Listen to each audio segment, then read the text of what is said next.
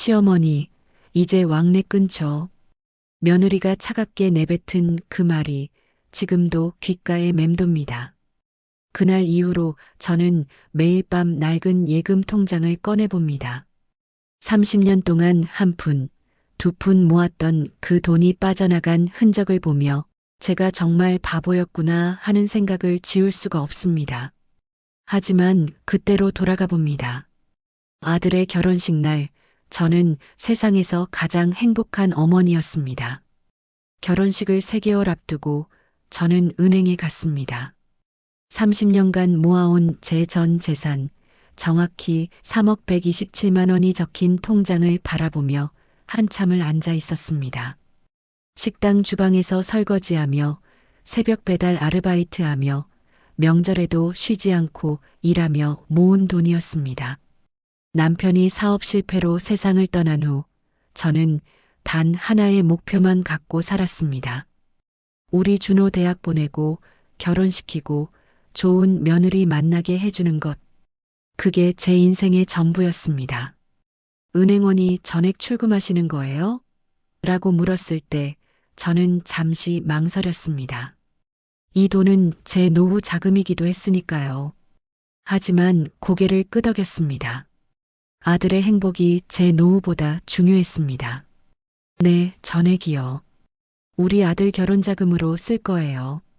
은행원은 와, 아드님이 정말 복 받으셨네요 라며 웃었습니다. 저도 덩달아 웃었습니다. 그래요. 우리 준호는 복 받은 아이예요. 엄마가 있으니까요. 결혼식 전날 밤 저는 통장을 예쁜 봉투에 담았습니다. 봉투 겉면에는 사랑하는 준호와 미선에게라고 정성스럽게 썼습니다. 손이 떨려서 글씨가 삐뚤삐뚤했지만 제 마음만큼은 반듯했습니다. 결혼식 당일 식장은 화려했습니다. 제가 상상했던 것보다 훨씬 더 멋진 곳이었습니다. 며느리 친정에서 준비한 거라고 했는데 정말 센스가 좋더군요. 신부 대기실에서 처음으로 미선이를 제대로 마주했습니다. 하얀 웨딩드레스를 입은 미선이는 정말 예뻤습니다. 키가 크고 날씬한 몸매에 화장을 하니 연예인 같았습니다. 미선아, 우리 준호 잘 부탁해요. 저는 봉투를 꺼내 미선이 손에 쥐어주었습니다. 이건 엄마가 30년 동안 모은 거예요. 너희 둘째 출발하는데 보태 쓰렴. 미선이는 봉투를 받으며 잠깐 무게를 가늠하는 듯 했습니다. 그리고 환하게 웃으며 말했습니다. 어머니, 감사합니다. 정말 잘 쓸게요. 그 웃음이 너무 예뻐서 저는 미선이 손을 꼭 잡았습니다. 우리 준호가 좀 답답한 구석이 있어도 착한 애예요. 부디 사이좋게 살아요. 미선이는 고개를 끄덕였습니다. 하지만 지금 돌이켜 생각해보면 그 눈빛이 조금 이상했습니다. 기쁨보다는 안도에 가까운 표정이었달까요? 그때 알았어야 했는데. 결혼식은 무사히 끝났고 저는 식장 구석에 앉아 아들 내외가 하객들에게 인사하는 모습을 바라봤습니다. 준호는 정말 의젓해 보였고 미선이는 아름다웠습니다. 주변 하객들이 신랑 어머님도 계세요? 라고 물을 때마다 저는 손을 들어 인사했습니다. 하지만 이상하게도 며느리 친정 쪽에서는 저를 별로 반갑게 맞아주지 않았습니다. 인사를 해도 건성으로 받았고 패백 시간에도 며느리 어머니는 저와 눈도 잘 마주치지 않았습니다. 기분 탓이겠지. 저는 그렇게 스스로를 달랬습니다. 혹시 제가 너무 초라해 보여서 그런가 싶어 괜히 옷매무새를 다듬기도 했습니다. 피로연이 끝나고 저는 준호를 불러 세웠습니다. 준호야, 엄마가 통장 줬으니까 미선이랑 잘 상의해서 전세 알아보렴. 좋은 데 구해서 행복하게 살아. 준호는 제 손을 잡으며 말했습니다. 엄마 고마워요. 엄마 덕분에 제가 이렇게 결혼도 하고 정말 감사해요. 아들의 눈가에 눈물이 맺혔습니다. 저도 울컥했습니다. 괜찮아. 엄마는 내가 행복하면 그걸로 충분해. 미선이 잘 챙기고 손주 빨리 보여줘. 준호는 웃으며 고개를 끄덕였습니다. 그 모습이 너무 예뻐서 저는 한참을 아들을 안고 있었습니다. 그날 밤 저는 혼자 월세방으로 돌아왔습니다. 텅 빈 통장과 텅 빈 방. 하지만 마음만큼은 가득 찼습니다. 아들이 행복하게 살 거라는 기대감으로요. 창문 밖 어두운 하늘을 바라보며 저는 혼잣말을 했습니다. 이제 내 역할은 끝났구나. 준호는 이제 제 인생을 살겠지. 그런데 왜일까요? 가슴 한편이 허전했습니다.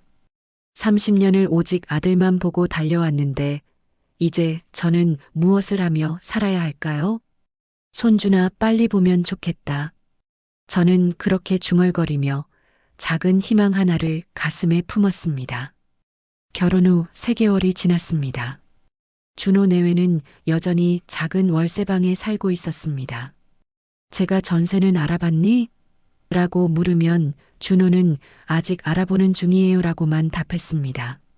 그러던 어느 날 백화점 앞을 지나가다가 저는 깜짝 놀랐습니다.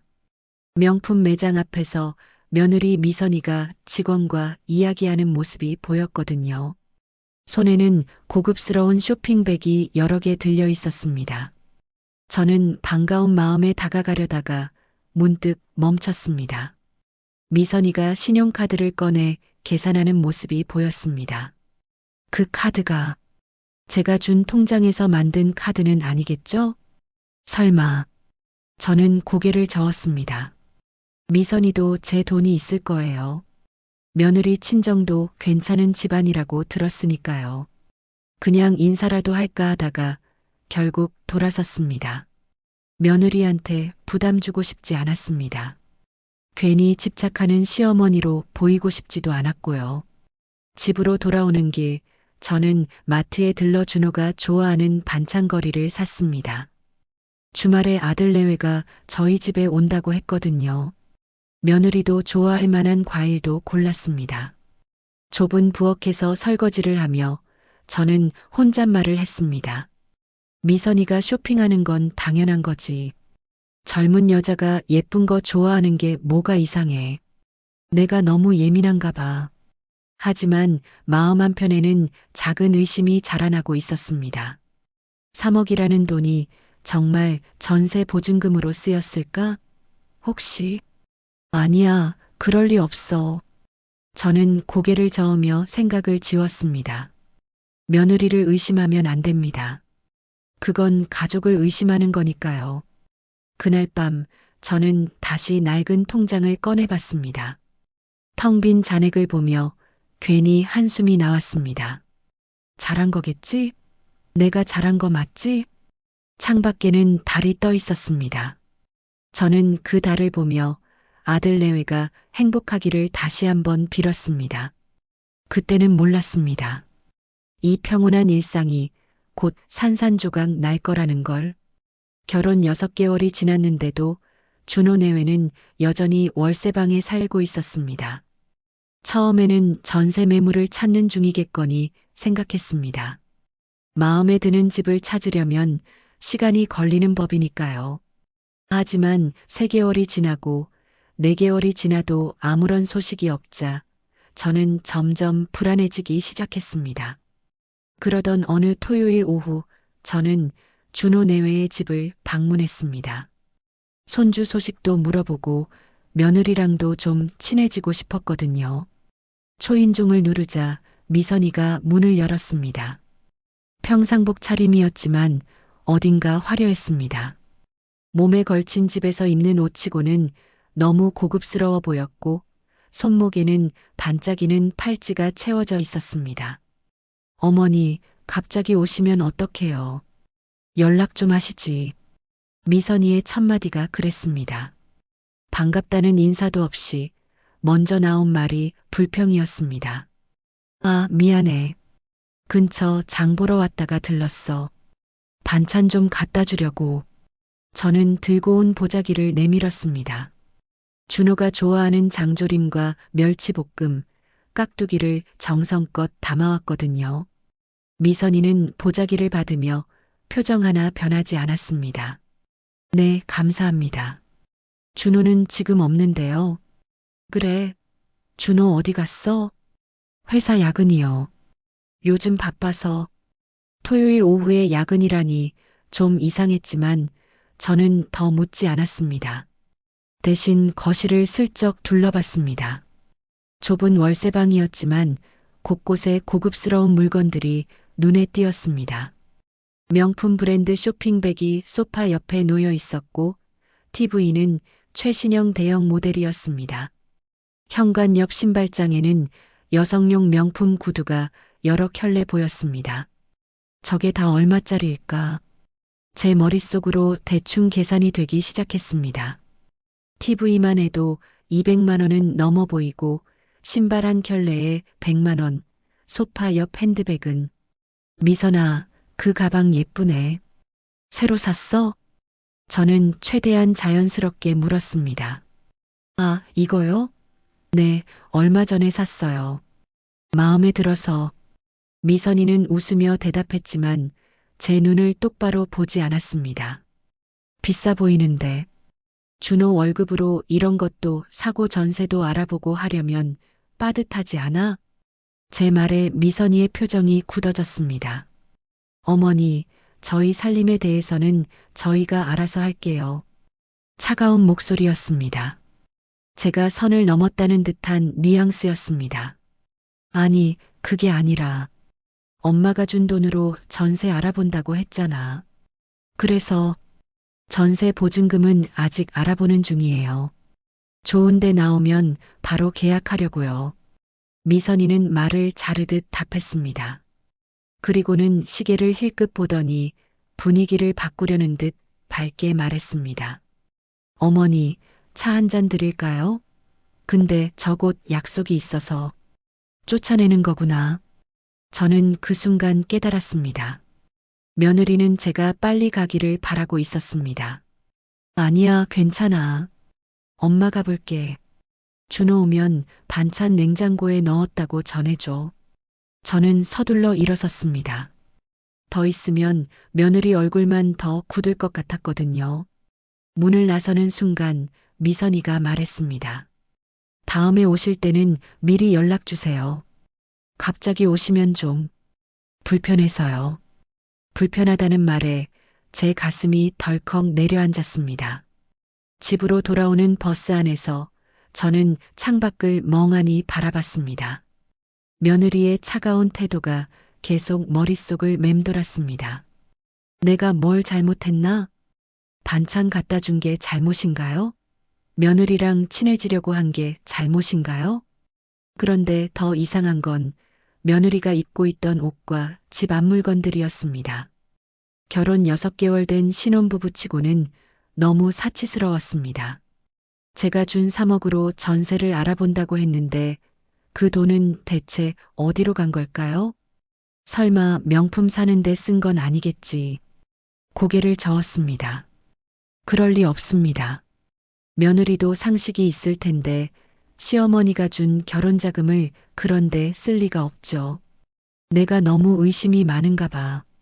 저는 스스로를 타이르며 한숨을 쉬었습니다. 그날 밤 저는 준호에게 전화를 걸었습니다. 준호야, 엄마야. 오늘 너희 집 갔다 왔는데 너 야근한다며? 아, 엄마. 네, 오늘 회사에 일이 좀 있어서요. 그래. 저기 준호야. 엄마가 하나만 물어봐도 돼? 네, 뭐예요? 전세. 아직도 못 구했니? 엄마가 돈 준 지 벌써 6개월이 다 되어 가는데. 전화기 너머로 준호의 한숨소리가 들렸습니다. 엄마, 그게 마음에 드는 데가 없어서요. 좀 더 알아보고 있어요. 그래. 근데 미선이가 명품 가방 같은 거 많이 사던데. 혹시 그쪽에 돈 쓴 건 아니지? 제 말에 준호의 목소리가 차가워졌습니다. 엄마, 저희 살림에 간섭하지 마세요. 간섭이 아니라 엄마가 준 돈이 엄마가 주신 돈 맞아요. 그래서 저희가 알아서 쓰는 거예요. 전세든 뭐든 저희가 알아서 할게요. 준호야, 엄마는 그게 아니라. 엄마, 저 지금 바빠요. 끊을게요. 뚝, 전화가 끊겼습니다. 저는 한참을 멍하니 전화기를 쥐고 있었습니다. 아들이 저한테 이렇게 차갑게 대한 적이 없었는데 내가 뭘 잘못한 거지? 그날 밤 저는 잠을 이룰 수 없었습니다. 침대에 누워 천장을 바라보며 계속 생각했습니다. 3억이라는 돈이 정말 전세 보증금으로 쓰인 게 맞을까? 6개월이 지났는데도 왜 아직 월세방에 살고 있을까? 며느리는 왜 그렇게 고급 물건들을 사들이는 걸까? 그리고 무엇보다 왜 준호는 엄마한테 그렇게 차갑게 대하는 걸까? 혹시 며느리가 준호한테 뭐라고 한 건 아닐까? 며느리가 제 흉을 봤을지도 모른다는 생각이 들었습니다. 시어머니가 자꾸 간섭한다. 돈 준 것 같고 계속 물어본다. 이런 식으로요. 아니야, 우리 준호는 그런 애가 아니야. 하지만 마음 한편에서는 불안감이 계속 커져만 갔습니다. 옆에 놓인 낡은 통장을 집어들었습니다.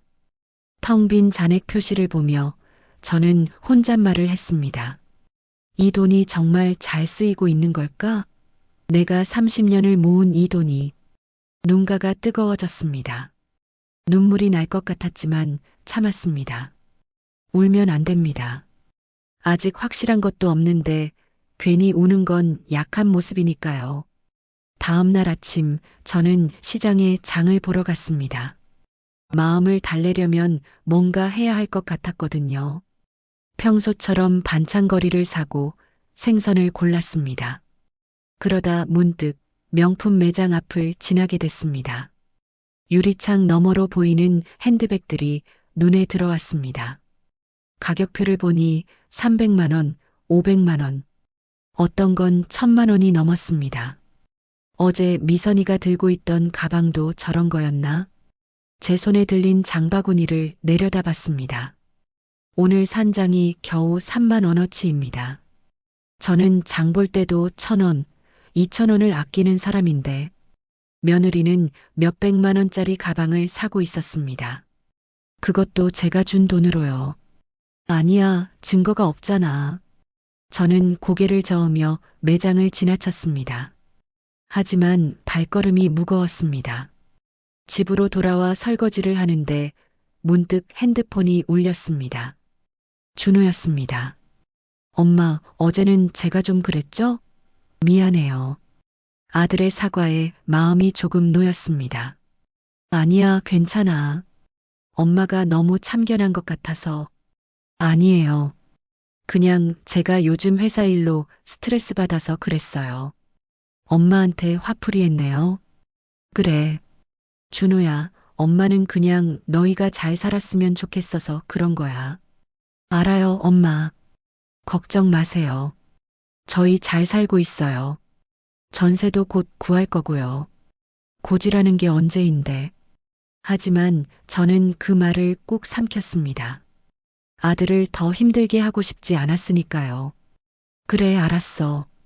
엄마 믿는다. 근데 준호야. 네.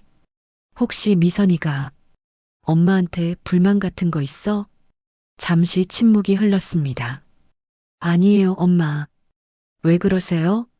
어제 너희 집 갔을 때 미선이가 좀 불편해하는 것 같아서. 아, 그건 그냥 갑자기 오셔서 놀란 거예요. 다음에 미리 연락하고 오시면 될 것 같아요.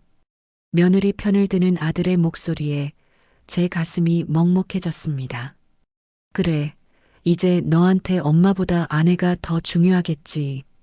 알았어, 그럴게. 그럼 엄마 끊을게. 전화를 끊고 나서 저는 싱크대에 기대 섰습니다. 설거지하다 말고 그냥 멍하니 창밖을 바라봤습니다. 흐린 하늘 아래 빨래가 바람에 흔들리고 있었습니다. 내가 너무 예민한 걸까? 아니면 정말 뭔가 잘못된 걸까? 확신이 서지 않았습니다. 하지만 한 가지는 확실했습니다. 제가 준 3억, 그 돈이 어디로 갔는지 꼭 알아내야겠다는 것. 그게 제 30년의 인생이니까요. 그날도 저는 은행에 갔습니다. 적금 이자를 확인하러요. 비록 통장 하나는 텅 비었지만 작은 적금 하나는 아직 남아 있었거든요. 매달 10만 원씩 넣는 제 유일한 노후 자금이었습니다. 은행 창구에 앉아 통장을 내밀며 문득 뒤를 돌아봤습니다. 그리고 저는 얼어붙었습니다. 며느리 친정 어머니 오경애 씨가 제 바로 옆 창구에 앉아 있었던 겁니다. 경애 씨는 저를 알아보지 못하는 듯 했습니다. 결혼식 때 스쳐 지나가듯 본 게 전부였으니까요. 하지만 저는 그녀를 단번에 알아봤습니다. 그런데 이상했습니다. 결혼식 때 봤던 그녀와는 너무 다른 모습이었거든요. 당시 경혜 씨는 평범한 정장 차림의 수수한 모습이었습니다. 그런데 지금은 명품 브랜드 로고가 선명한 재킷을 입고 손에는 고급스러운 핸드백을 들고 있었습니다. 목에 두른 스카프도 비싸 보였고 얼굴에는 화장이 화려하게 되어 있었습니다. 저렇게 여유가 있는 집안이었나? 저는 고개를 갸웃거렸습니다. 결혼식 때 들었을 때는 평범한 가정이라고 했는데 경혜 씨가 은행원과 이야기하는 소리가 들렸습니다. 네, 3억 정도 입금됐을 거예요. 확인 좀 부탁드려요. 3억? 제 귀가 번쩍 뜨였습니다. 은행원이 통장 내역을 확인하더니 말했습니다. 네, 6개월 전에 2억 8천만 원 입금되어 있으시고 그 이후로 계속 출금하셔서 현재 잔액은 5천만 원 정도 남아 있으시네요. 아, 그렇구나. 빚 갚느라 많이 나갔네. 그래도 큰 빚은 다 갚았으니 다행이에요. 경혜 씨는 안도의 한숨을 내쉬었습니다. 제 심장이 쿵쾅거리기 시작했습니다. 6개월 전 2억 8천만 원 빚. 설마. 손이 떨렸습니다. 제가 준 돈이 정확히 3억이었고 시기도 딱 6개월 전이었습니다. 우연의 일치일까요? 경혜 씨가 일을 마치고 일어났습니다. 저는 재빨리 고개를 숙였지만 경혜 씨는 제 옆을 지나가며 휴대폰 통화를 시작했습니다. 여보, 나야. 은행 갔다 와.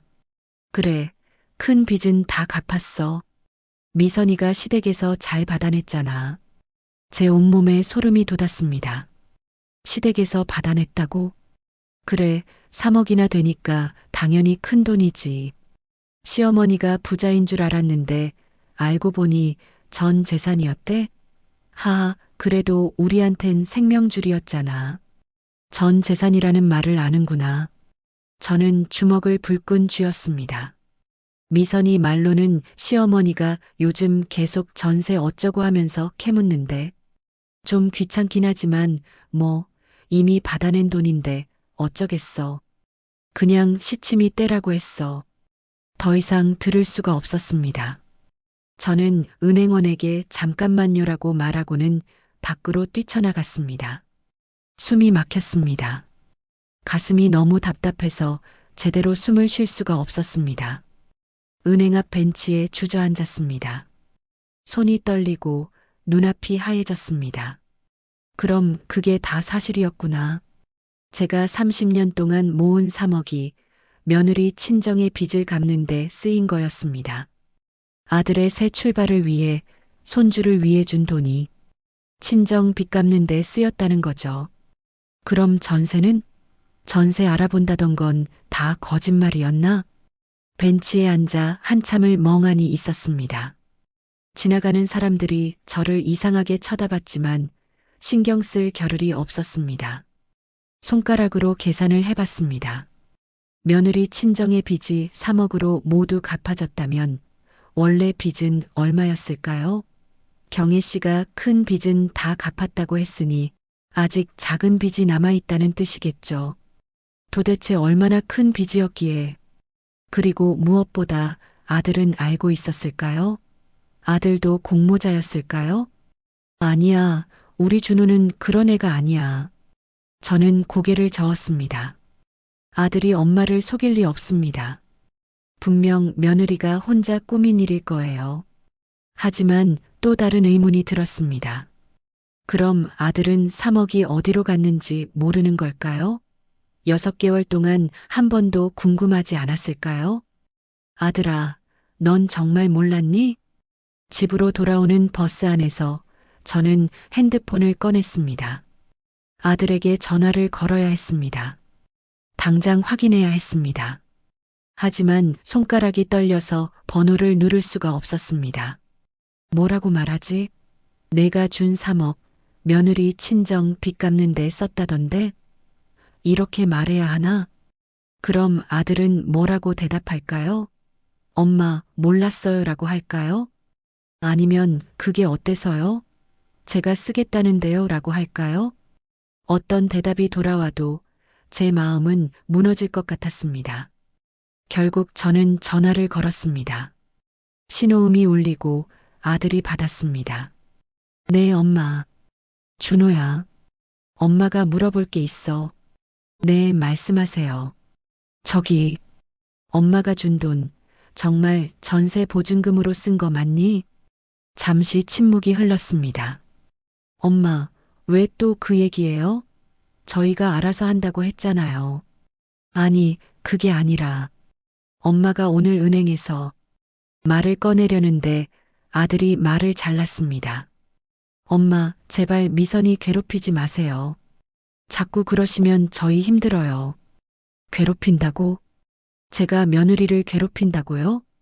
준호야, 엄마는 괴롭히는 게 아니라.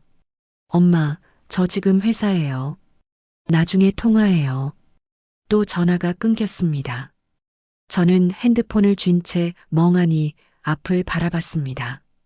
버스 창밖으로 도시의 풍경이 흘러갔지만 아무것도 눈에 들어오지 않았습니다. 우리 준호가 저렇게 말하다니. 집에 도착해서도 현관문을 열 힘이 없었습니다. 문고리를 잡은 채 한참을 그대로 서 있었습니다. 겨우 문을 열고 들어가 거실 바닥에 주저앉았습니다. 통장을 꺼냈습니다. 텅 빈 잔액이 적힌 그 통장을요. 손가락으로 입출금 내역을 쓸어내렸습니다. 30년 동안의 기록이 거기 다 남아 있었습니다. 2만 원, 5만 원, 10만 원. 조금씩, 정말 조금씩 모은 돈이었습니다. 추석에도 일하고 설날에도 일하며 친구들 만나는 것도 포기하고 옷 한 벌 새로 사는 것도 아껴가며 모은 돈. 그 돈이 며느리 친정 빚을 갚는 데 쓰였다니 눈물이 주르륵 흘러내렸습니다. 참으려고 했지만 이번에는 참을 수가 없었습니다. 내가 뭘 잘못한 거지? 내가 뭘 잘못한 거야? 혼잣말이 흐느껴 나왔습니다. 아들에게 잘해주고 싶었을 뿐인데, 며느리도 내 딸처럼 아껴주고 싶었을 뿐인데, 왜 이런 일을 당해야 하는 걸까요? 한참을 울고 나니 온몸에 힘이 빠졌습니다. 거실 바닥에 그대로 누워 천장을 바라봤습니다. 이제 어떻게 하지? 며느리를 추궁해야 할까요? 아들에게 진실을 밝혀야 할까요?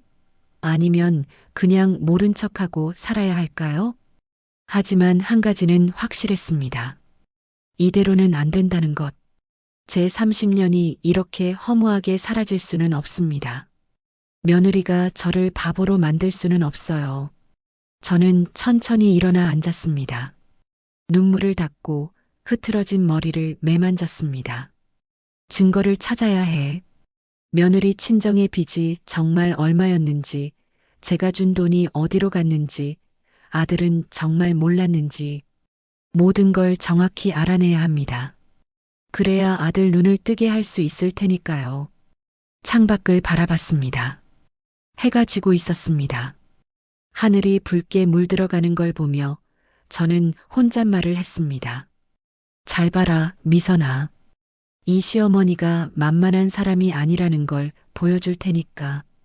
그날 밤 저는 결심했습니다. 진실을 밝혀내겠다고. 제 30년을 되찾겠다고.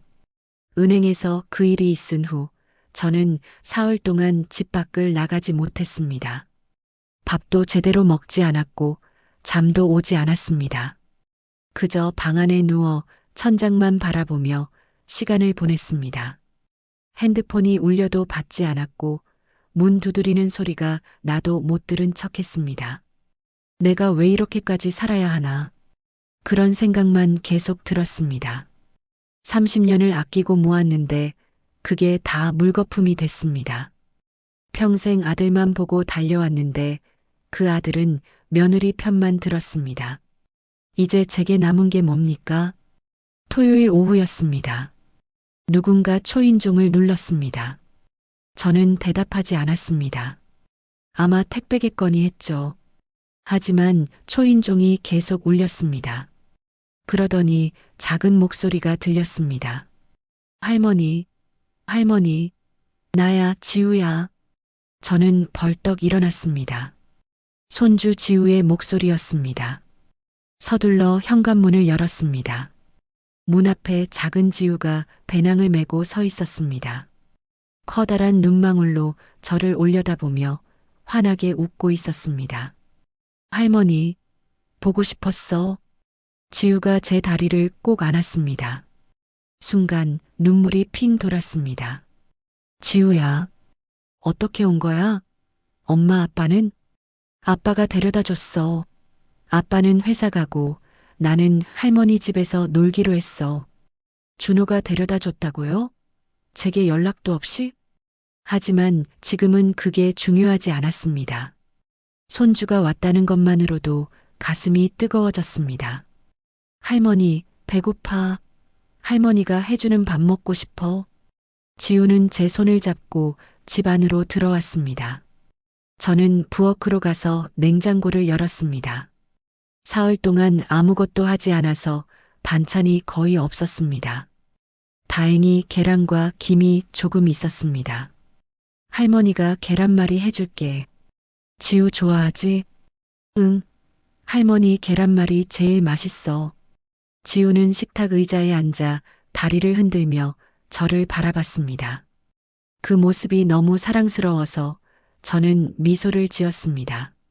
사흘 만에 처음 웃는 것 같았습니다. 계란을 풀고 프라이팬에 기름을 두르며 저는 지우에게 물었습니다. 지우야, 엄마는 뭐래? 할머니 집 와도 된다고 했어? 지우가 잠깐 입술을 깨물었습니다. 엄마는 할머니 집 가지 말래. 제 손이 멈췄습니다. 왜? 엄마가 할머니 나쁜 사람이래. 가슴이 철렁 내려앉았습니다. 할머니가 나쁜 사람이래? 지우는 고개를 끄덕였습니다. 그러더니 제 얼굴을 올려다보며 말했습니다. 근데 나는 할머니가 좋아.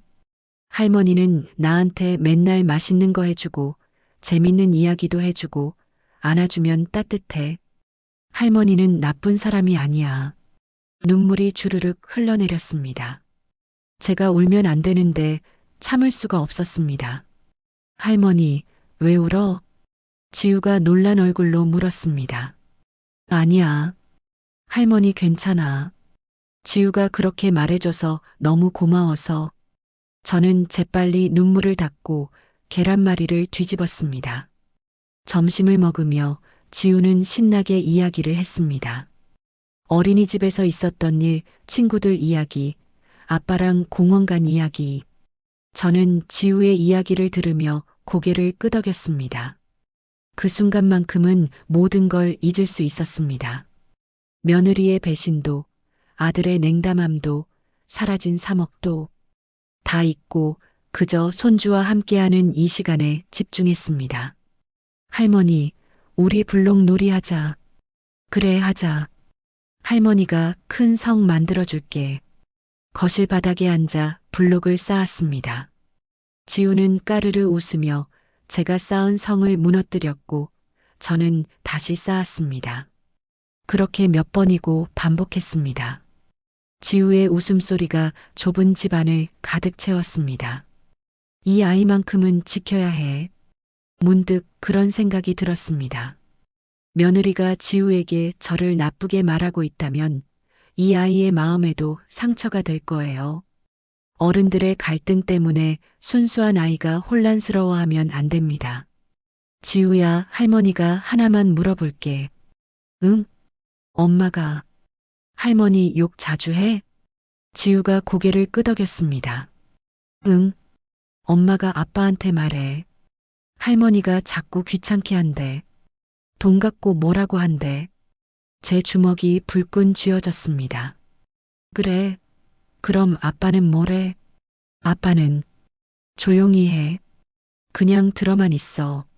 아들이 듣고만 있다니.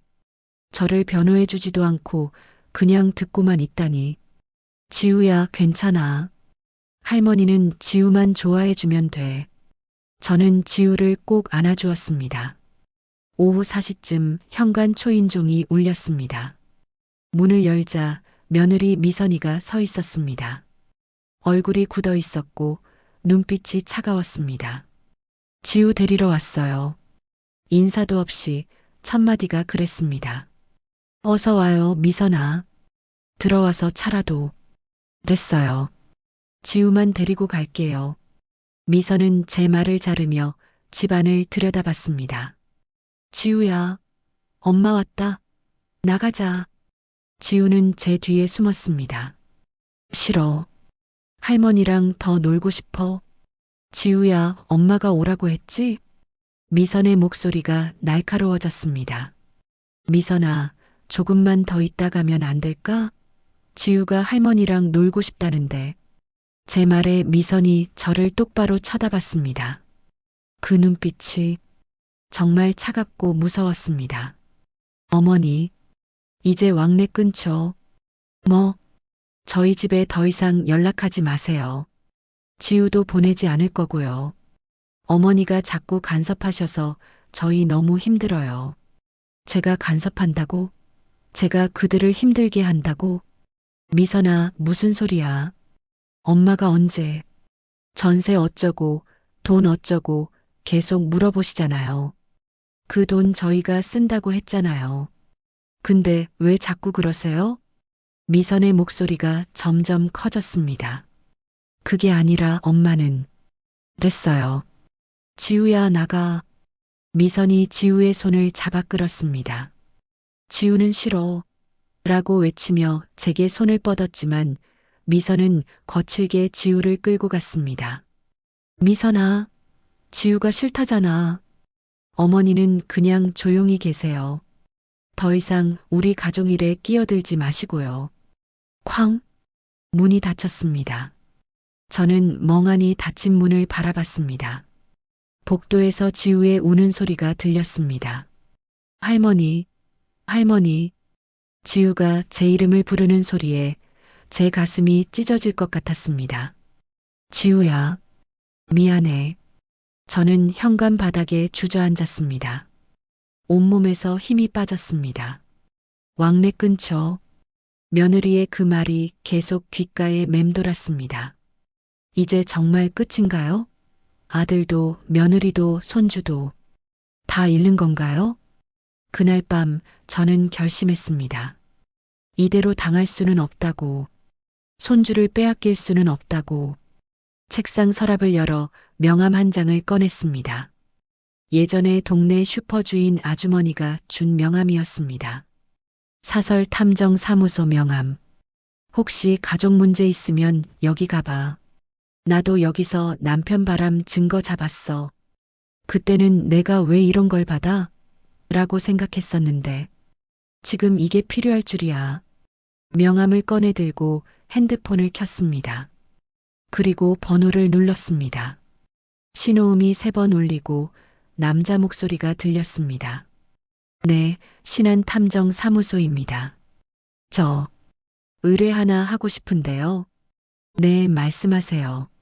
저는 숨을 깊이 들이쉬고 천천히 말했습니다. 며느리 친정에 대해 알아보고 싶습니다. 빚이 얼마나 됐는지, 제가 준 돈이 어디로 갔는지 전부 다 알아보고 싶어요. 알겠습니다. 의뢰인 성함이 어떻게 되시나요? 박영숙입니다. 전화를 끊고 저는 창밖을 바라봤습니다. 밤하늘에 별이 반짝이고 있었습니다. 지우야, 할머니가 꼭 너를 지켜줄게. 이 할머니가 그렇게 만만한 사람이 아니라는 걸 보여주마. 일주일 후 탐정사무소에서 연락이 왔습니다. 의뢰인님, 조사 결과가 나왔습니다. 사무실로 오실 수 있으세요? 제 손이 떨렸습니다. 드디어 진실을 알게 되는 순간이었습니다. 탐정사무소는 허름한 건물 3층에 있었습니다. 문을 열고 들어가니 40대 정도 되어 보이는 남자가 책상 앞에 앉아 있었습니다. 박영숙 씨시죠? 앉으세요. 탐정은 두툼한 서류 봉투를 꺼냈습니다. 의뢰하신 내용대로 며느리 친정에 대해 조사했습니다. 결과부터 말씀드리면 탐정이 서류를 펼쳤습니다. 거기에는 은행 거래 내역, 채무관계 서류, 부동산 등기부 등본 등이 빼곡히 들어 있었습니다. 며느리 친정, 정대식 오경의 부부는 5년 전 사업 실패로 총 8억 3천만 원의 빚을 졌습니다. 8억. 제가 예상했던 것보다 훨씬 큰 금액이었습니다. 그 빚 중에서 올해 초에 3억이 한 번에 갚아졌습니다. 입금 날짜가 정확히 의뢰인님 아드님 결혼식 일주일 후네요. 제 예상이 맞았습니다. 제가 준 돈이었습니다. 나머지 5억은 아직 갚지 못했습니다. 현재 이자만 내고 있는 상황이고 채권자들한테 계속 독촉을 받는 중입니다. 탐정은 사진 몇 장을 꺼냈습니다. 며느리 친정집 앞에서 누군가와 신랑이 하는 모습이 찍혀 있었습니다. 사채업자들입니다. 거의 매주 집 앞에 와서 돈 독촉하는 것 같더라고요. 저는 서류를 한 장 한 장 넘겨봤습니다. 손이 떨렸습니다. 그럼 며느리는 처음부터 계획한 거네요? 시댁에서 돈 받아서 친정 빚 갚으려고. 탐정이 고개를 끄덕였습니다. 정황상 그렇게 보입니다. 며느리 어머니가 결혼 전에 중매쟁이한테 이런 말을 했다더라고요. 시댁이 넉넉한지 꼭 확인해 달라고요. 제 가슴이 무너져 내렸습니다. 처음부터 우리 집 돈이 목적이었구나. 그리고 한 가지 더요. 탐정이 다른 서류를 꺼냈습니다. 의뢰인님 아드님 박준호 씨는 이 사실을 전혀 모르는 것 같습니다. 정말요? 네. 제가 아드님 회사 동료들한테 물어봤는데 박준호 씨는 주변에 결혼 자금으로 좋은 전세 알아보는 중이라고 말하고 다녔답니다. 며느리가 친정 빚 갚는 데 쓴 건 전혀 모르는 눈치더라고요. 저는 눈을 감았습니다. 우리 준호는 몰랐구나. 안도감과 동시에 화가 치밀어 올랐습니다. 며느리가 아들까지 속인 거였습니다. 그럼 돈은 어떻게 빼돌린 거죠? 통장이 공동 명의였나요? 아니요. 며느리가 결혼자금 관리한다고 통장을 혼자 가지고 있었답니다. 아드님은 믿고 맡겼던 거죠. 믿고 맡겼다니. 순진한 우리 준호. 며느리를 믿었던 거였습니다. 저는 서류를 가방에 넣고 일어섰습니다. 얼마죠? 조사비는 200만 원입니다. 적지 않은 금액이었지만 아까울 게 없었습니다. 진실을 알았으니까요. 돈을 건네고 사무소를 나오면서 저는 결심했습니다. 오늘 당장 준호를 만나야겠다. 저녁 7시 저는 준호 회사 앞에서 기다렸습니다. 30분쯤 지나자 퇴근하는 준호가 보였습니다. 피곤한 얼굴로 휴대폰을 보며 걸어오고 있었습니다. 준호야. 제 목소리에 준호가 고개를 들었습니다. 깜짝 놀란 표정이었습니다. 엄마, 왜 여기? 엄마가 할 말이 있어서. 같이 커피 한잔 하자. 엄마, 저 집에 가야 해서. 10분만. 응? 준호는 망설이다가 고개를 끄덕였습니다. 근처 카페에 앉았습니다. 커피를 주문하고 저는 가방에서 서류 봉투를 꺼냈습니다. 이게 뭐예요? 열어봐. 준호가 서류를 꺼내보더니 표정이 굳어졌습니다. 이게 뭐예요, 엄마? 미선이 친정 빚 조사한 거야. 총 8억이었대. 그 중에 3억을 엄마가 준 돈으로 갚았어. 준호의 얼굴이 새하얗게 질렸습니다. 뭐라고요? 내가 받은 결혼자금 3억, 그거 미선이가 친정 빚 갚는 데 썼어. 너는 몰랐겠지만 준호는 서류를 계속 넘기며 읽었습니다. 손이 떨리고 있었습니다. 아니, 이게 무슨 미선이가 전세 알아본다고. 전세는 없었어, 준호야. 처음부터 미선이 목적은 우리 돈이었어. 말도 안 돼요. 미선이가 그럴 리가. 준호가 고개를 저었습니다. 믿고 싶지 않은 표이였습니다. 준호야, 이 서류 봐. 다 증거야. 은행 거래 내역도 있고 채무 서류도 있어. 준호는 한참 동안 서류를 바라보더니 고개를 떨어뜨렸습니다. 엄마, 저는 정말 몰랐어요. 준호의 목소리가 떨렸습니다. 알아, 엄마도 알아. 넌 착한 애니까 미선이를 믿었겠지. 근데 준호야, 저는 아들의 손을 잡았습니다. 그 돈은 엄마가 30년 동안 모은 전 재산이었어. 엄마 노후 자금 다 털어서 너 결혼 자금 만든 거야. 준호의 눈에 눈물이 고였습니다. 엄마, 미안해요. 제가 몰랐어요. 미안하다고 끝날 일이 아니야, 준호야. 이건 사기야. 미선이가 우리 가족을 속인 거라고. 준호는 한참 동안 아무 말도 하지 못했습니다. 그저 서류를 쥔 채 멍하니 앞을 바라볼 뿐이었습니다. 준호야, 엄마가 묻고 싶은 게 있어. 네. 너는 이제 어떻게 할 거니? 준호가 고개를 들어 저를 봤습니다. 엄마 말이 맞는지 미선이한테 확인해 봐야겠어요. 확인? 여기 다 증거가 있는데? 그래도 미선이 말도 들어봐야죠. 혹시 사정이 있었을 수도. 제 가슴이 답답해졌습니다. 준호야, 내가 지금 뭐라는 거니? 증거가 다 있는데도 미선이를 믿겠다는 거야? 아니, 그게 아니라 미선이한테 기회를 줘야죠. 설명할 기회를. 저는 한숨을 쉬었습니다. 이 아이는 끝까지 착하구나. 좋아.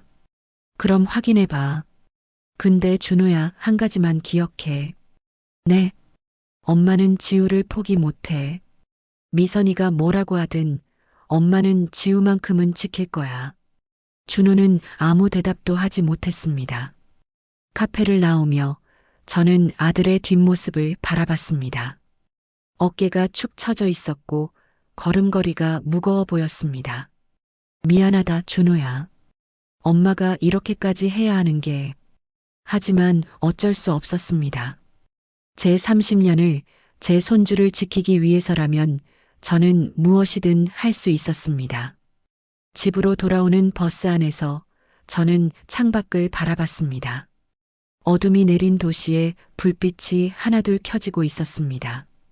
이제 어떻게 되는 걸까? 준호가 며느리에게 진실을 묻고 며느리는 뭐라고 대답할까요?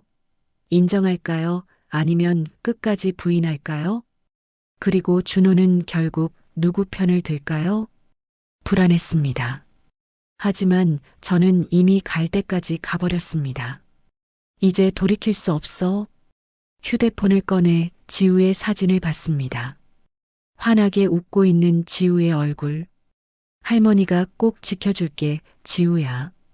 제 눈가에 눈물이 맺혔지만 이번에는 닦지 않았습니다. 이 눈물이 마지막이 될 거라고 저는 다짐했습니다. 그날 밤 저는 잠을 이룰 수가 없었습니다. 준호가 집에 가서 며느리와 무슨 대화를 나눴을까? 며느리는 뭐라고 대답했을까? 아들은 누구 편을 들었을까? 새벽 3시 휴대폰이 울렸습니다. 준호였습니다. 엄마. 아들의 목소리가 떨리고 있었습니다. 준호야, 무슨 일이야? 미선이한테 확인했어? 네, 확인했어요. 그래서 미선이가 뭐래? 긴 침묵이 흘렀습니다. 인정했어요. 친정 빚 갚는 데 썼다고. 제 예상대로였지만 아들의 입에서 직접 들으니 가슴이 철렁했습니다. 그래. 그럼 이제 어떻게 할 거니? 엄마. 미선이가 울면서 사과했어요. 친정이 너무 힘들어서 어쩔 수 없었대요. 또 시작이구나. 저는 한숨을 쉬었습니다. 준호야, 사과한다고 해결될 일이 아니야. 그건 사기라고. 엄마, 근데 미선이 입장도 이해가 돼요. 친정이 망하게 생겼는데. 그럼 나한테 솔직하게 말했어야지. 결혼자금이라고 속이고 가져간 게 문제라는 거야. 제 목소리가 커졌습니다. 엄마, 목소리 좀 낮추세요. 미선이 듣잖아요. 아들의 말에 제 가슴이 무너졌습니다. 지금 며느리 눈치를 보는 거야? 좋아. 그럼 돈 돌려받을 수 있겠니? 그게 이미 친정 빚 갚는데 다 썼대요.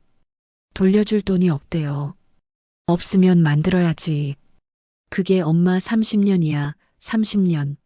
엄마, 진정하세요.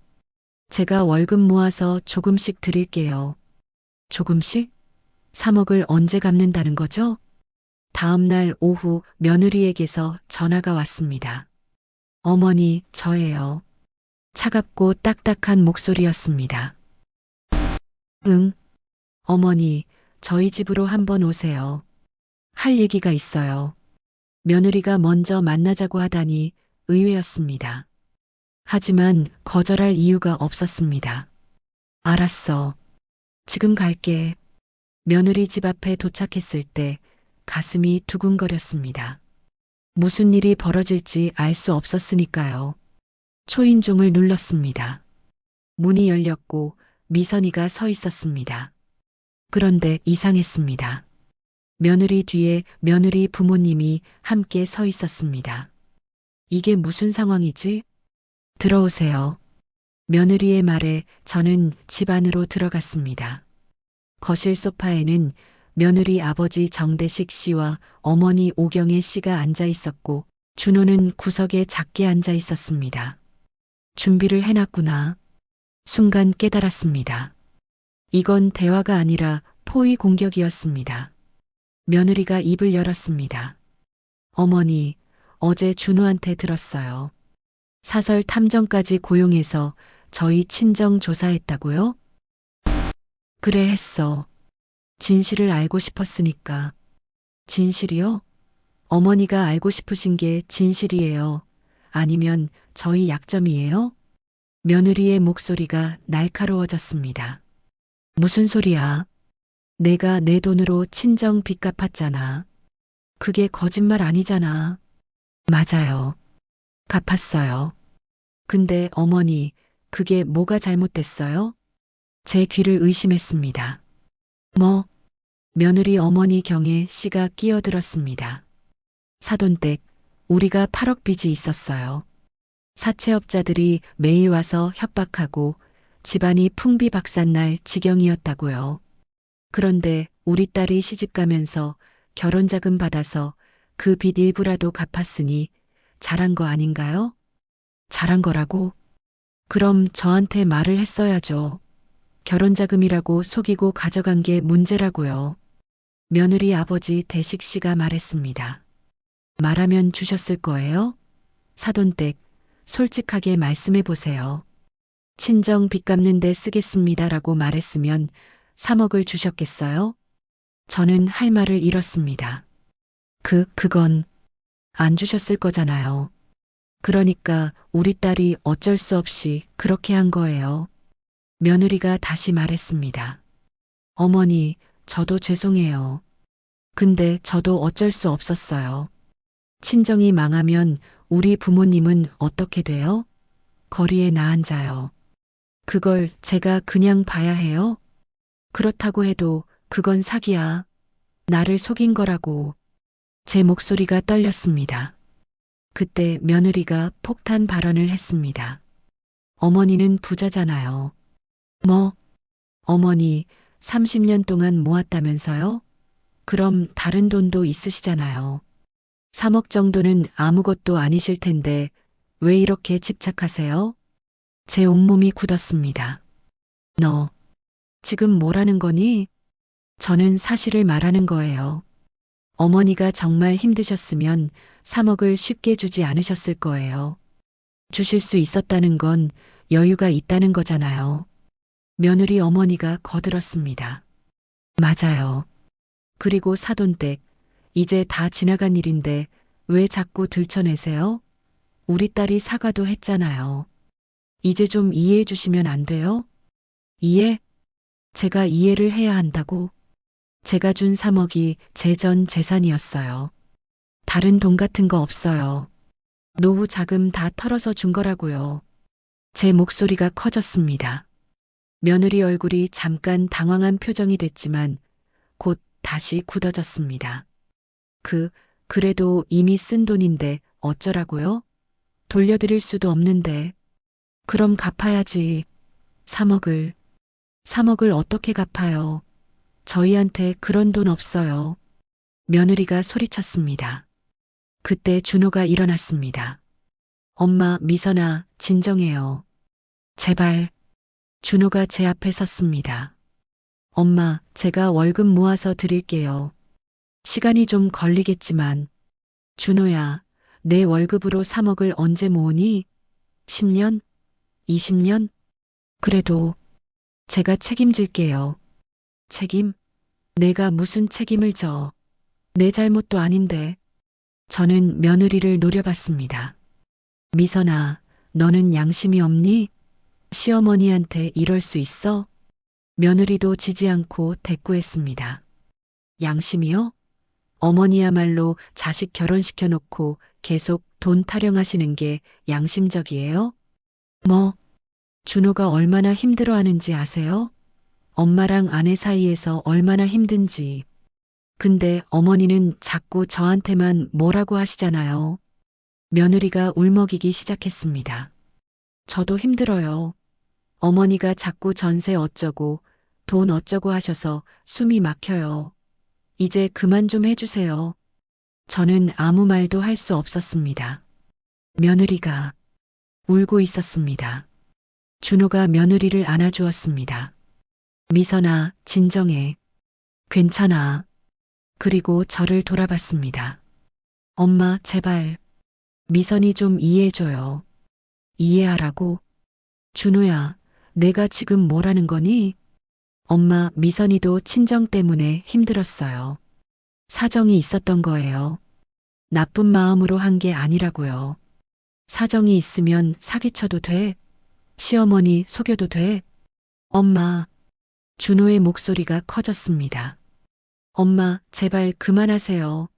이제 좀 그만하시고 우리 좀 살게 내버려둬요. 그 말에 제 가슴이 무너졌습니다. 내버려두라고? 엄마가 방해꾼이란 거야? 저는 한참을 아들을 바라봤습니다. 아들의 눈에는 저를 향한 원망이 서려 있었습니다. 저는 천천히 가방을 들었습니다. 알았어. 엄마. 이제 알았어, 준호야. 내가 누구 편인지. 엄마, 그게 아니라. 됐어. 엄마가 방해했구나. 미안하다. 저는 현관으로 걸어갔습니다. 눈물이 날 것 같았지만 참았습니다. 문을 열며 마지막으로 돌아봤습니다. 며느리는 준호 품에 안겨 울고 있었고 며느리 부모는 만족스러운 표정이었으며 준호는 고개를 숙이고 있었습니다. 미선아. 며느리가 고개를 들었습니다. 3억 꼭 받아낼 거야. 법적으로. 뭐? 변호사 선임해서 소송 걸 거야. 이건 사기니까. 며느리 얼굴이 새하얗게 변했습니다. 어머니. 엄마. 준호가 달려왔지만 저는 문을 닫았습니다. 복도를 걸어 나오며 눈물이 주르륵 흘러내렸습니다. 이제 정말 끝이구나. 아들도 잃었습니다. 며느리와의 전쟁도 시작됐습니다. 하지만 저는 물러설 수 없었습니다. 제 30년을, 제 인생을, 그리고 손주를 지키기 위해서라면 저는 끝까지 싸울 겁니다. 다음 날 저는 법무법인을 찾아갔습니다. 40대 여성 변호사가 제 이야기를 들었습니다. 탐정조사 서류, 은행 거래 내역, 모든 증거를 책상 위에 펼쳐 놓았습니다. 결혼자금 반환 청구 소송이 가능할까요? 변호사는 서류를 꼼꼼히 살펴보더니 고개를 끄덕였습니다. 가능합니다. 이건 명백한 사기예요. 결혼자금 명목으로 받았지만 전혀 다른 용도로 사용했으니까요. 소송 걸면 이길 수 있을까요? 증거가 확실하니 승소 가능성이 높습니다. 다만 변호사가 잠시 망설이더니 말했습니다. 가족 간 소송은 관계가 완전히 끊어집니다. 정말 각오하셔야 해요. 저는 이미 각오했습니다. 상관없어요. 해주세요. 소송이 시작됐습니다. 며느리 측의 소장이 전달됐고 며칠 후 준호에게서 전화가 왔습니다. 엄마, 진짜 소송하시는 거예요? 목소리가 떨리고 있었습니다. 그래. 다른 방법이 없더구나. 엄마, 우리 가족이 법정에서 싸워야 해요? 준호야, 이미 가족은 깨졌어. 내가 며느리 편 들 때. 엄마, 혹시 미선이가 화해하자고 하던? 잠시 침묵이 흘렀습니다. 네. 사과하고 조금씩 갚겠대요. 조금씩? 10년? 20년 걸려서? 그럼 엄마는? 엄마, 제발. 소송 취하해 주세요. 안 돼. 엄마. 준호야, 엄마는 내가 행복하길 바랐어. 근데 지금 넌 행복하니? 거짓말쟁이 며느리 옆에서? 준호는 아무 대답도 하지 못했습니다. 2주 후 첫 조정 기일이 잡혔습니다. 법원 조정실. 저는 변호사와 함께 들어갔고 반대편에는 며느리와 며느리 부모 그리고 며느리 측 변호사가 앉아 있었습니다. 준호도 와 있었습니다. 하지만 며느리 쪽에 앉아 있었습니다. 그래, 내 선택은 그거구나. 조정위원이 사건을 설명하고 화해를 권유했습니다. 양측이 가족이신 만큼 합의로 해결하시는 게 어떻겠습니까? 며느리 측 변호사가 말했습니다. 저희 의뢰인도 잘못을 인정하고 있습니다. 다만 현재 경제적으로 어려운 상황이라 3억을 한 번에 갚을 수는 없습니다. 월 50만 원씩 분할 상환하는 것으로 합의를. 안 됩니다. 제 변호사가 잘났습니다. 월 50만 원이면 50년이 걸립니다. 의뢰인께서는 이미 60대 중반이세요. 현실적이지 않습니다. 며느리가 눈물을 흘리며 말했습니다. 어머니, 제발이요. 저도 잘못한 거 알아요. 근데 정말 돈이 없어요. 저는 며느리를 똑바로 바라봤습니다. 그럼 내 명품 가방들은? 그 비싼 신발들은? 그걸 팔아서 갚으면 되잖아. 며느리의 얼굴이 굳었습니다. 그건 팔기 싫지? 내가 갖고 싶은 거니까. 근데 내 30년은 어떡하니? 며느리는 고개를 숙였습니다. 조정위원이 다른 방안을 제시했습니다. 그럼 1억 원만 우선 변제하고 나머지는 이혼 시 재산 분할해서 정산하는 것으로. 이혼? 저는 귀가 번쩍 뜨였습니다. 조정위원이 준호를 바라봤습니다. 박준호 씨, 이혼 의사가 있으십니까? 준호는 한참 동안 아무 말도 하지 못했습니다. 그저 책상을 내려다볼 뿐이었습니다. 며느리가 준호의 팔을 잡았습니다. 여보, 설마 진짜 이혼하려는 거 아니지? 준호는 며느리의 손을 천천히 뿌리쳤습니다. 미선아, 미안해. 뭐, 여보, 지금 뭐라는 거야? 나, 더는 못하겠어. 엄마를 속인 것도, 나까지 속인 것도, 이제 못 믿겠어. 며느리의 얼굴이 새하얗게 변했습니다. 여보, 내가 사과했잖아. 잘못했다고 했잖아. 사과로 되는 게 아니야. 너는 처음부터 우리 집 돈이 목적이었잖아. 준호의 목소리가 떨렸습니다. 엄마가 30년 동안 모은 돈이야. 명절에도 쉬지 않고 일하시고 친구들 만나는 것도 포기하시고 그렇게 모은 돈을 내가 준호의 눈에서 눈물이 흘러내렸습니다. 미안해, 미선아. 나 이혼할게. 며느리가 비명처럼 소리쳤습니다. 이혼? 그럼 지우는 어떡하고? 그 순간 저는 벌떡 일어났습니다. 지우는 내가 키울 거야. 뭐라고요? 며느리가 저를 노려봤습니다. 어머니가 무슨 권리로 제 아들을. 권리? 너는 지우한테 할머니 욕하면서 키웠잖아. 그런 엄마 밑에서 지우가 제대로 크겠니? 그건 지우는 내가 키울 거야. 법적으로 양육권도 받을 거고. 며느리 어머니가 끼어들었습니다. 양육권을 왜 할머니가 받아요? 엄마가 키워야죠.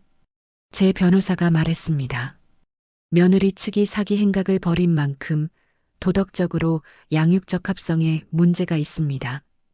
할머니가 양육권을 청구할 충분한 사유가 됩니다. 며느리는 주저앉아 울기 시작했습니다. 안 돼. 내 아들인데. 지우를 뺏어가면 안 돼. 저는 며느리를 내려다봤습니다. 불쌍하다는 생각이 들었습니다. 하지만 동정하지 않았습니다. 미선아, 내가 내 30년을 뺏어갔을 때 생각은 했니? 엄마 노후를 뺏어갔을 때 미안했니? 며느리는 고개를 들지 못했습니다. 조정은 결렬됐습니다.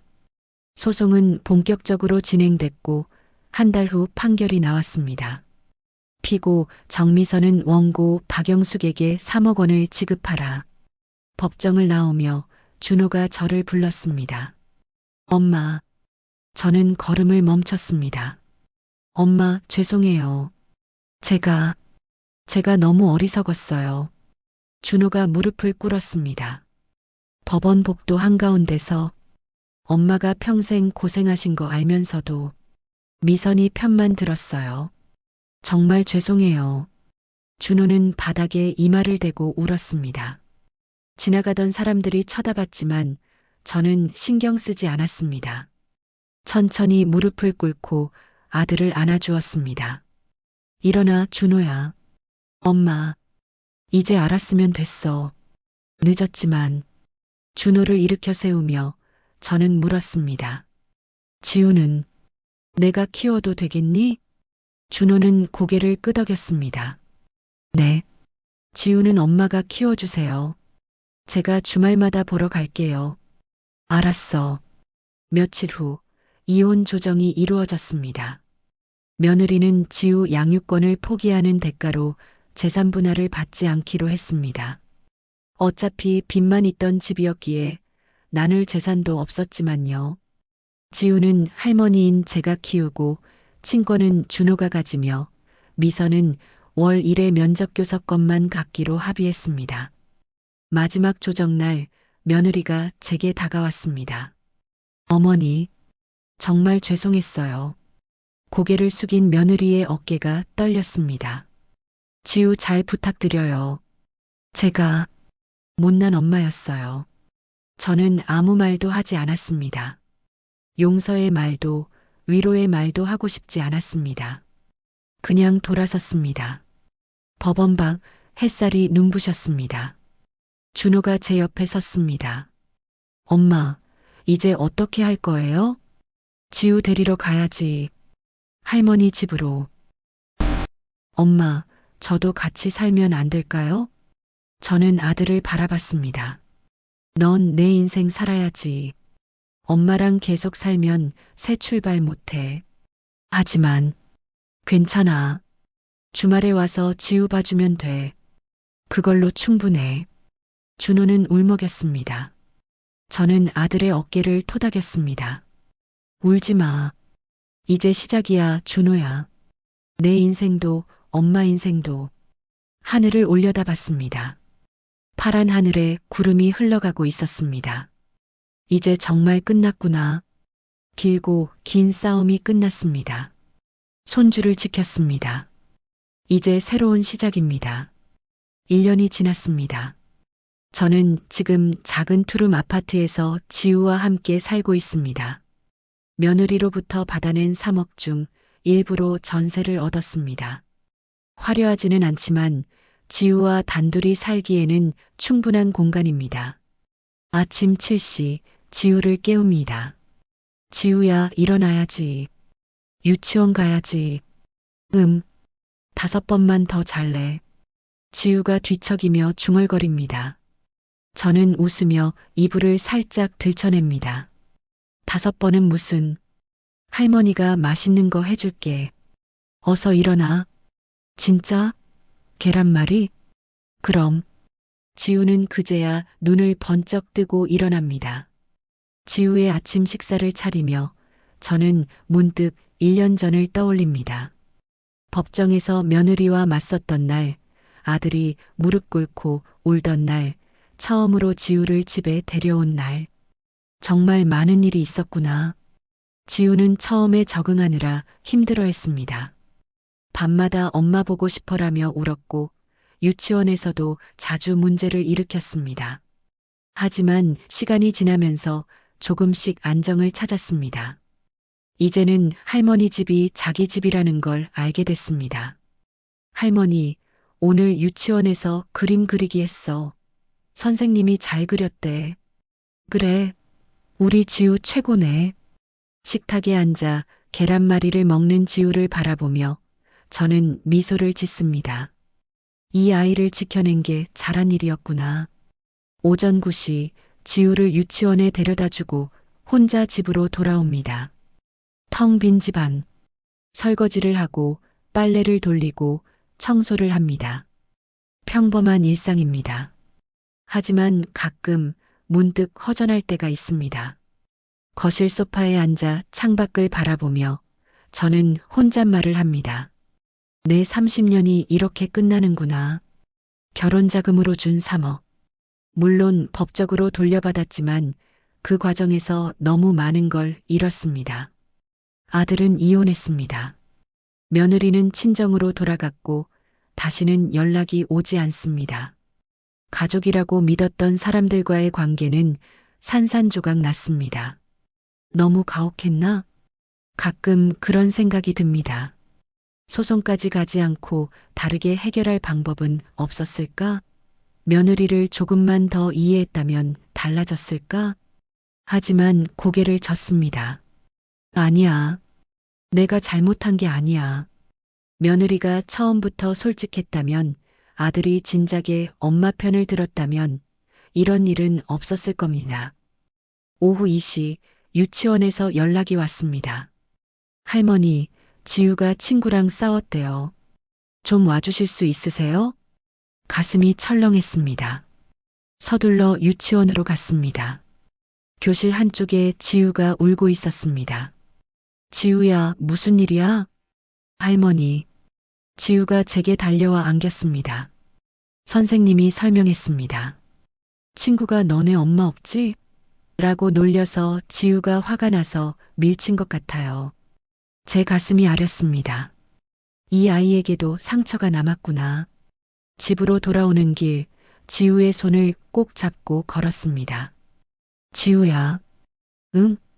친구가 엄마 없다고 놀리면 어떻게 해야 할까? 지우가 고개를 들어 저를 봤습니다. 모르겠어. 이렇게 말하는 거야. 나는 할머니가 있어. 할머니가 나를 제일 사랑해.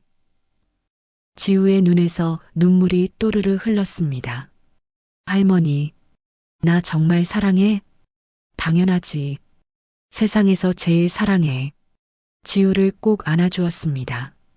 이 아이를 행복하게 키워야 해. 그게 내 남은 인생의 목표야. 토요일 오후 초인종이 울렸습니다. 준호였습니다. 엄마, 지우 보러 왔어요. 어서 와. 준호는 매주 토요일마다 집에 옵니다. 지우와 놀아주고 저와 밥을 먹고 저녁 늦게 돌아갑니다. 아빠. 지우가 달려가 준호를 안았습니다. 우리 지우, 보고 싶었어. 준호는 지우를 번쩍 들어 올렸습니다. 거실에서 준호와 지우가 블록놀이를 하는 모습을 보며 저는 부엌에서 저녁을 준비했습니다. 이것도 나쁘지 않네. 준호는 이혼 후 더 성숙해졌습니다. 매주 용돈도 보내주고 지우한테도 더 많은 시간을 쓰려고 노력합니다. 무엇보다 제게 자주 사과합니다. 엄마, 정말 죄송해요. 제가 진작 엄마 말을 들었어야 했는데, 처음에는 받아주기 힘들었습니다. 하지만 시간이 지나면서 조금씩 마음이 풀렸습니다. 우리 준호도 피해자였으니까. 저녁 식사를 하며 준호가 물었습니다. 엄마, 요즘 어떠세요? 지우 키우느라 힘들진 않으세요? 괜찮아. 지우가 있으니까 외롭지 않더라. 그래도 엄마 나이에 어린애 키우는 거 쉽지 않으실 텐데. 에이, 뭘. 엄마는 아직 팔팔해. 웃으며 말했지만 사실 몸이 예전 같지 않은 건 맞습니다. 지우를 유치원에 데려다 주고 오면 허리가 아프고 밤에는 쉽게 잠이 오지 않습니다. 하지만 후회하지 않습니다. 지우의 웃음소리가 집안을 채울 때, 지우가 할머니 사랑해라고 말할 때, 그 순간만큼은 모든 게 보상받는 기분입니다. 밤 10시 준호가 돌아가고 지우를 재웠습니다. 할머니, 자장가 불러줘. 그래, 우리 지우. 할머니가 불러줄게. 옛날 준호 키울 때 불러주던 자장가를 불렀습니다. 지우는 제 손을 꼭 잡고 잠이 들었습니다. 지우의 잠든 얼굴을 보며 저는 머리를 쓰다듬었습니다. 이 아이만큼은 바르게 키울 거야. 돈보다 사람이 중요하다는 걸, 거짓말은 안 된다는 걸, 가족의 소중함을 가르쳐 줄 거야. 거실로 나와 서랍에서 낡은 통장을 꺼냈습니다. 30년의 기록이 담긴 그 통장. 이제는 다시 채워지고 있습니다. 판결로 받은 3억 중 남은 돈으로요. 하지만 예전처럼 아껴 쓰지는 않습니다. 지우한테 필요한 건 아낌없이 사주고 가끔은 제 옷도 새로 삽니다. 내 인생도 살아야지. 창밖을 바라봤습니다. 밤하늘에 별이 반짝이고 있었습니다. 문득 며느리가 생각났습니다. 미선이는 지금 어떻게 살고 있을까? 친정에서 잘 지내고 있을까? 지우를 보고 싶어 할까? 미선이에게는 한 달에 한 번 지우를 만날 권리가 있었지만 한 번도 연락이 오지 않았습니다. 이게 나은 건가 아니면 슬픈 건가? 복잡한 마음이었습니다. 미선이를 용서할 수는 없지만 완전히 미워할 수도 없었습니다. 그녀도 친정 때문에 힘들었을 거예요. 빚 때문에 매일 시달렸을 거고 그래서 잘못된 선택을 했겠죠. 하지만 그래도 거짓말은 안 됐습니다. 이제 와서 뭐. 고개를 저으며 생각을 지웠습니다. 침대에 누워 천장을 바라봤습니다. 내가 잘한 걸까? 여전히 의문이 들 때가 있습니다. 소송을 하지 않았다면 가족이 완전히 깨지지는 않았을까? 며느리를 조금만 더 이해했다면? 하지만 이내 고개를 끄덕입니다. 아니야. 이게 최선이었어. 제 30년을 지켰고 손주를 지켰습니다. 그걸로 충분합니다. 옆방에서 지우가 뒤척이는 소리가 들렸습니다. 살짝 문을 열어보니 지우가 잠꼬대를 하고 있었습니다. 할머니, 사랑해. 제 눈가가 뜨거워졌습니다. 이 아이가 있어서 다행이야. 지우의 이불을 덮어주고 조용히 방문을 닫았습니다. 거실로 돌아와 소파에 앉아 창밖을 바라봤습니다. 새벽 하늘이 서서히 밝아오고 있었습니다. 이제 시작이야. 손주와 함께하는 제2의 인생. 쉽지는 않을 겁니다. 나이도 있고 체력도 예전 같지 않으니까요. 하지만 할 수 있습니다. 지우를 위해서라면, 그리고 나를 위해서라면. 저는 작게 미소 지었습니다. 세상에서 제일 소중한 손주와 함께 오늘도 새로운 하루가 시작됩니다. 마이너스 끝 마이너스.